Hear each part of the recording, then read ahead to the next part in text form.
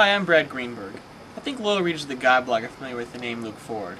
I know Los Angeles Mayor Antonio Villaraigosa is. Ford is the local blogger who was the first to report that the mayor had stopped wearing his wedding ring and that his marriage was probably over. And though the mayor denied it for several months, he eventually had to come clean, and Ford was vindicated, and his reporting was given a level of credibility.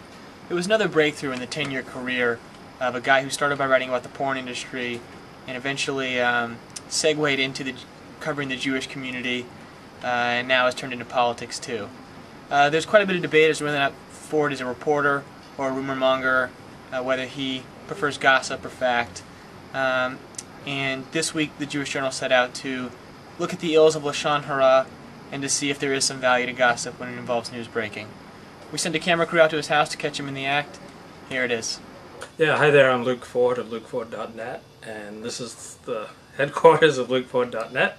It's also where I live. It's about 300 square feet, and I've been living here for 10 years, so I'm certainly upwardly mobile. I remember before that I used to live out of my car. I don't think there are many people that make better use of the public library system than I do, because I'm single and social misfit and a loser. Books are for losers, so I probably read 2 or 3 books a week, including a book or 2 on tape or CD. I have no appreciation for art, so I'm trying to work on that so that I can land a better quality of woman. So that'll do the damage. And can we pan? And I'll show you some of my books. This is my first book. This is a history of Acts 100 Years of Sex in Film.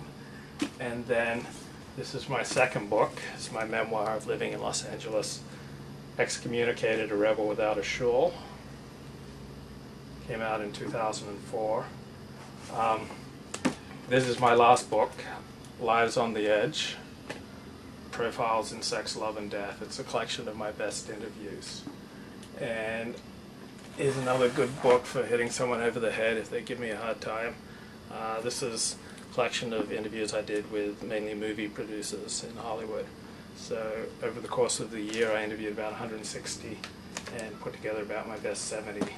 And then there is my trusted and truly yesterday's news tomorrow inside American Jewish journalism.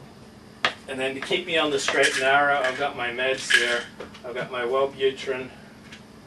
What else? I've got my lithium here to keep me kind of balanced, and I've got my clonidine here to kind of keep me balanced. And so you'd think with all these meds that, you know, I'd be a more normal person, but and medication only goes so far, and years of therapy only goes so far as well.